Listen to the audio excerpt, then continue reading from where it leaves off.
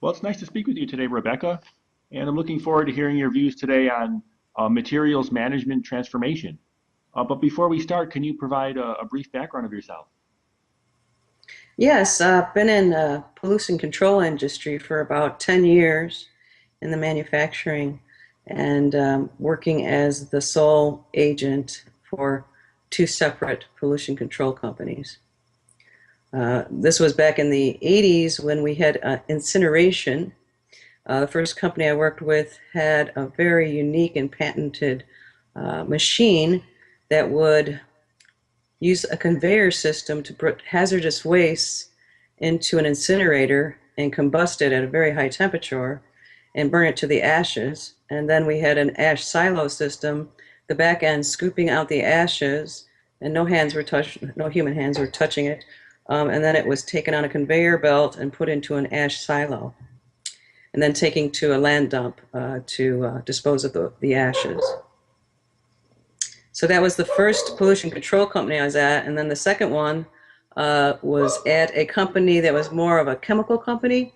And what they did is injected chemicals into boiler systems to help it burn hotter, and then the particulates were reduced for pollution.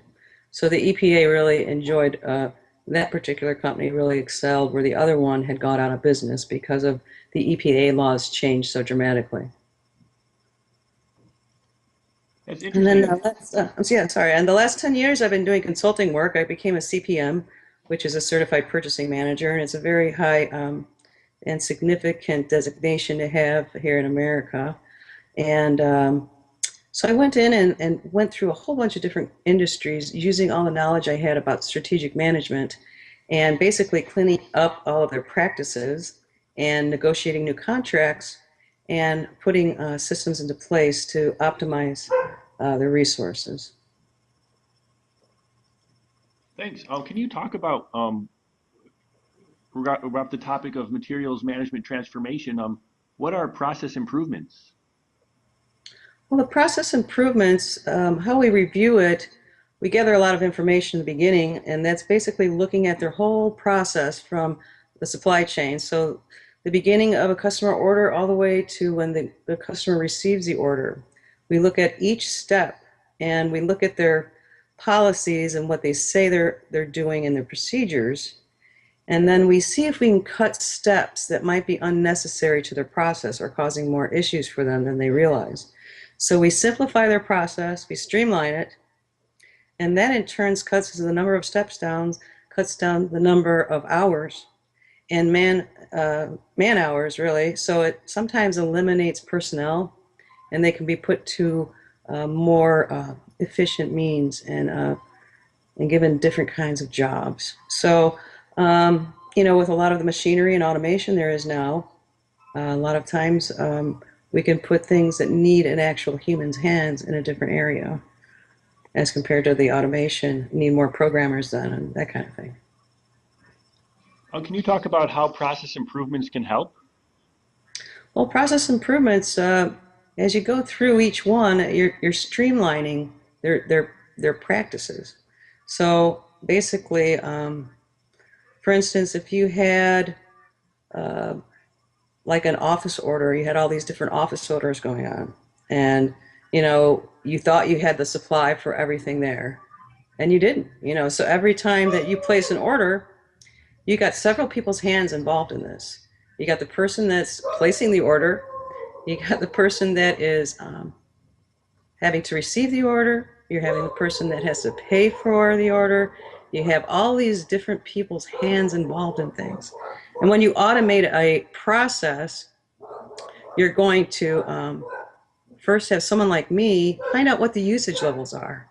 Then you're going to standardize it to say, oh, hey, you guys all agree on this particular pen that I could negotiate on, and then we can leverage ourselves with more to negotiate with. So now instead of all these pens all over the place, I got these many pens just on this particular brand that do an efficient job. So now I can go to the office supplier and say, hey, look at how much we have, $1 million worth of these types of pens. What kind of deal can you break for me on this?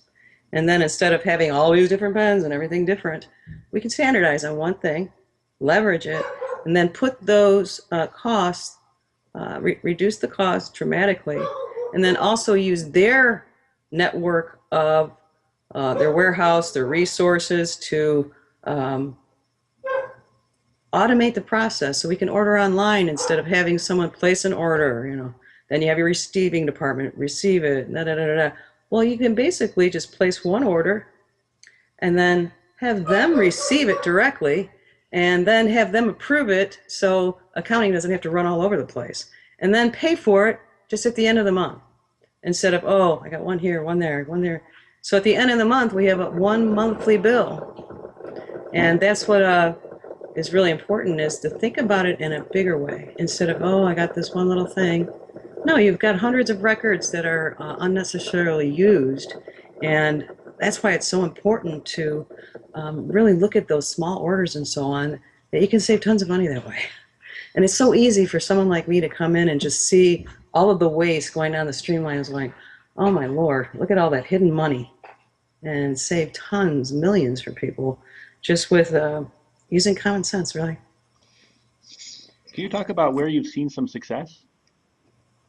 Well, I think the biggest thing is in customized machinery.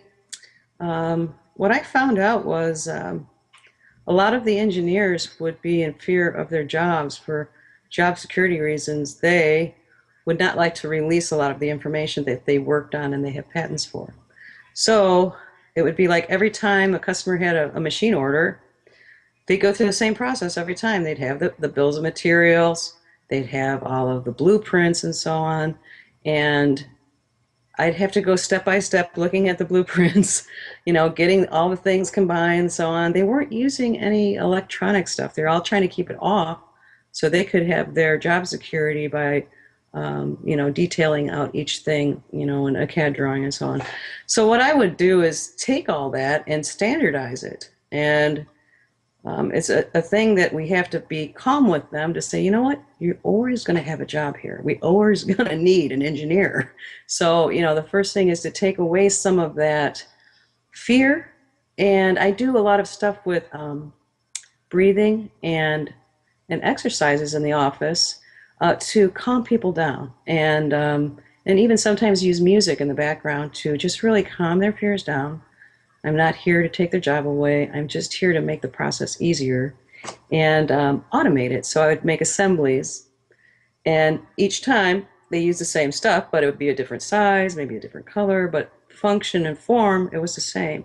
So once we got that down, again, you can build the leverage back up so you can negotiate, because now you have all these parts that are very similar, and you can go in and make the good blanket orders so you can negotiate, say, yearly contracts instead of every machine, and then really losing all of your leverage ability. So that way, when you standardize on products, you can build up the leverage and have really great negotiations. Thanks, Rebecca. Sure. Do you have any other final recommendations or comments? For example, recommendations for purchasing managers or for engineers or? Well, I see it's important to have purchasing in on early design. A lot of people always think of purchasing people as clerical. Maybe they don't give them the type of recognition that they need to get involved, because when you're dealing with holding the purse strings, as I like to say, in purchasing, you can make significant money because you're not in sales, you're not in marketing, which costs a lot of money to advertise. Marketing, it costs money to get a campaign out there. With purchasing, it goes direct to the bottom line. So if you're there with the engineers and they're like, oh, well, I want this to be in stainless steel. Well, stainless steel is really expensive. Can we get away with carbon steel and then using a better paint? And then we could just cut the cost right in half. So those things are best discussed right when they're creating their designs, so they can take all those costs out of there at the beginning of the process instead of later on. I think that's really important, is early supplier involvement and early purchasing involvement. And thanks for sharing today. Sure.